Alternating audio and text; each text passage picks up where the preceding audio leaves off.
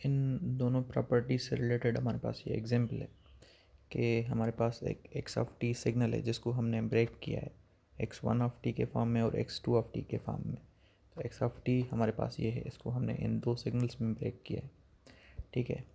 अच्छा, अब ये जो एक्स वन ऑफ टी है वो है हमारी -1/2 से 1/2 तक डिफाइंड है और उसका जो एम्पलीट्यूड है वो 1 है। अब ये एक्स वन ऑफ टी है, लेकिन यहाँ पे जब हम इसको शिफ्ट करेंगे और फिर उसको 1/2 के साथ डिवाइड करेंगे और इस सिग्नल को भी जब हम 2.5 के हिसाब से शिफ्ट करेंगे, फिर इन दोनों को जब ऐड करेंगे तब ये सिग्नल बनेगा।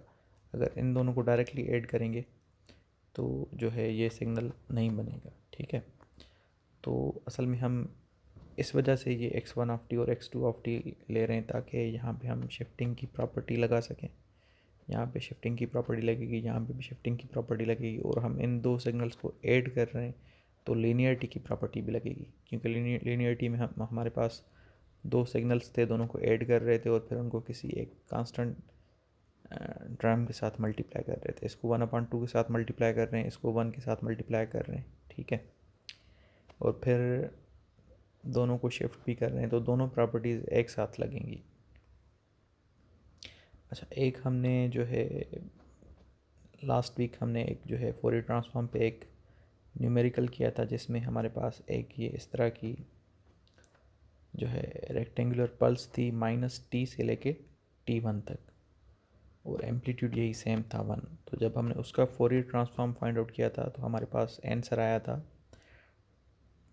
2 sin omega t1 divided by omega.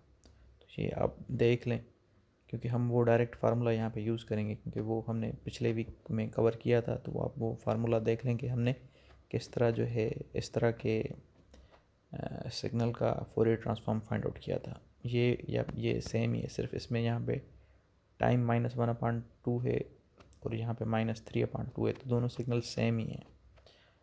ठीक है। तो इन दोनों का जो है डायरेक्ट हम फोरियर ट्रांसफॉर्म कंसिडर करेंगे।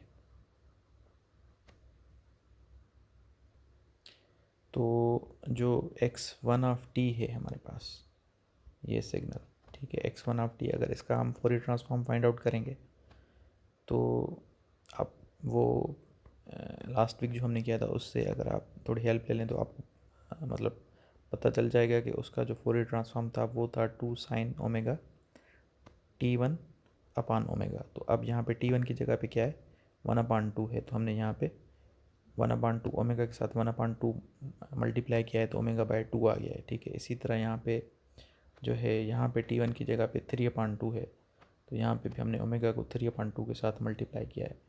तो ये जो है मतलब फोरियर ट्रांसफॉर्म है x1 ऑफ t का, ये फोरियर ट्रांसफॉर्म है x2 ऑफ t का। ठीक है।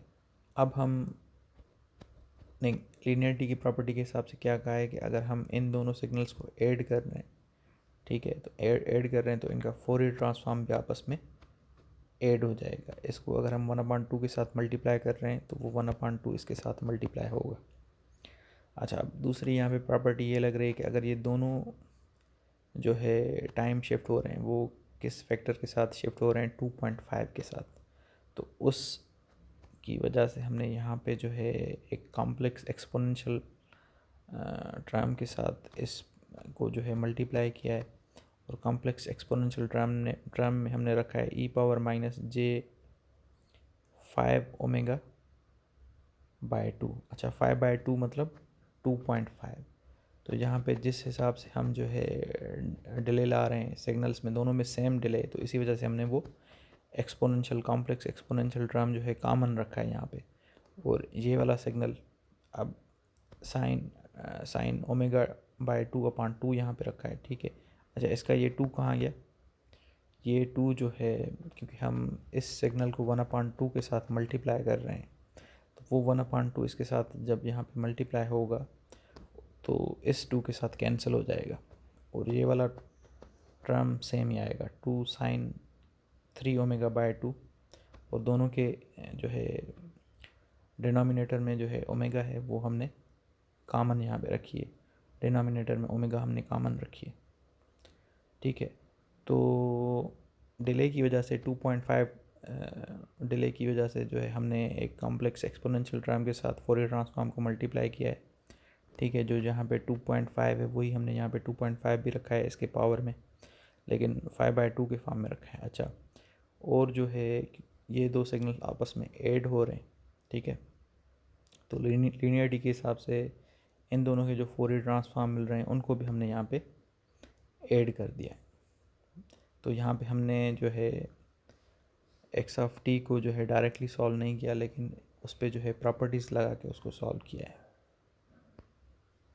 तो अगर हम उसको जो है इस तरह सॉल्व करते डायरेक्टली तो मतलब मुश्किल हो जाता कि इस फंक्शन का जो है फोरियर ट्रांसफॉर्म किस तरह फाइंड आउट करें, लेकिन प्रॉपर्टीज़ की हेल्प से जो है बहुत आसान हो गया।